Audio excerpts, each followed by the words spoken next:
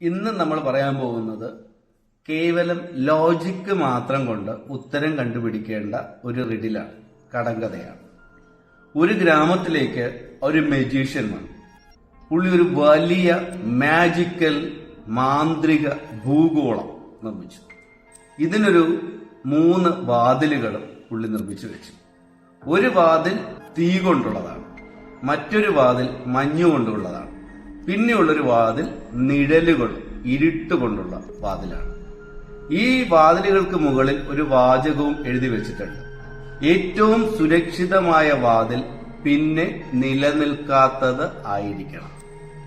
ഈ തീയുടെ വാതിൽ എന്ന് പറഞ്ഞാൽ അതിനുള്ളിൽ അനന്തമായി കത്തിക്കൊണ്ടിരിക്കുന്ന തീയാണുള്ളത്. മഞ്ഞിന്റെ വാതിൽ എന്ന് പറഞ്ഞാൽ ആ വാതിൽ മുതൽ അകത്തെ വഴി മുഴുവൻ മഞ്ഞ് നിറഞ്ഞു കിടക്കുകയാണ്.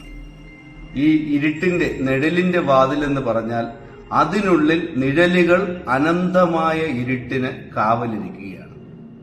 ഇതിലേത് വഴിയാണ് സുരക്ഷിതം എന്നുള്ളതാണ് ചോദ്യം. ആ വഴിയിലൂടെ പോയാൽ ഈ മാന്ത്രിക ഗോളത്തിൽ നിന്ന് രക്ഷപ്പെടാൻ കഴിയും.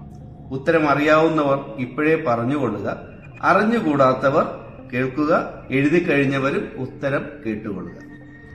സുരക്ഷിതമായ വാതിലെന്ന് പറയുന്നത് ഈ മഞ്ഞുകൊണ്ടുള്ള വാതിലാണ്.